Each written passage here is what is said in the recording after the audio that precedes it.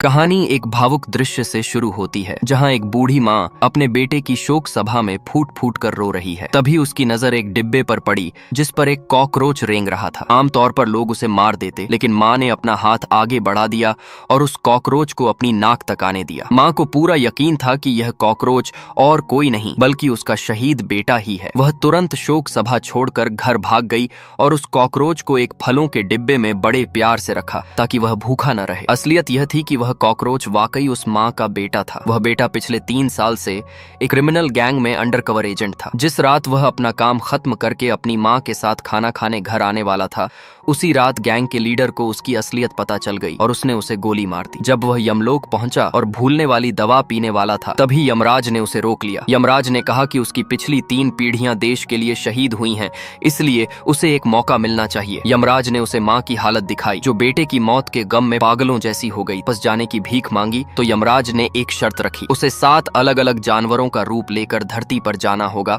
और हर बार उसकी माँ उसे पहचानना होगा। अगर माँ एक भी बार फेल हुई तो वह कभी वापस इंसान नहीं बन पाएगा। बेटे को याद आया कि बचपन में उसने माँ से मजाक में कहा था कि अगर वह मर गया कॉकरोच बनकर आएगा। माँ ने तब कहा था कि अगर वह कॉकरोच बना तो वह उसे पाल लेगी और उसे पहचानने के लिए वह उसकी नाक पर आकर बैठ जाए। इसलिए बेटे ने पहला रूप कॉकरोच का चुना और अपनी ही शोक सभा में पहुंच गया। वहां उसने देखा कि उसकी मौत के सदमे से माँ के बाल सफेद हो गए थे और वह बेहोश होने वाली थी। उसके साथी सैनिकों ने माँ को सहारा दिया और उसे एक विशिंग स्टार दिया, जिसे देखकर माँ का सब्र टूट गया। माँ ने बेटे के लिए बहुत सारे कागजी पैसे भी जलाए ताकि यमलोक में उसे कोई कमी न हो। जब माँ ने डिब्बे पर कॉकरोच देखा तो उसने वही पुरानी मजाक वाली बात दोहराई। जैसे ही कॉकरोच माँ की नाक पर बैठा, माँ का यकीन पक्का हो गया। वह उसे घर ले आई और उसे एक सुरक्षित डिब्बे में खाना देकर सुला दिया। अगली सुबह जब माँ जागी और कॉकरोच को वहीं पाया तो उसे चैन मिला। तभी दरवाजे पर जोर जोर से दस्तक हुई। बेटे की लालची मामी अपने पोते के साथ घर में घुस आई। सालों पहले माँ ने अपने पिता के घर से रिश्ता तोड़ लिया था क्योंकि वे उसे पैसों के लिए दोबारा बेचना चाहते थे। अब जब मामी को पता चला कि शहीद बेटे को 10 लाख रुपए का मुआवजा मिला है तो वह लालच में रिश्ता जोड़ने चली आई। उसने बेशर्मी से माँ से कहा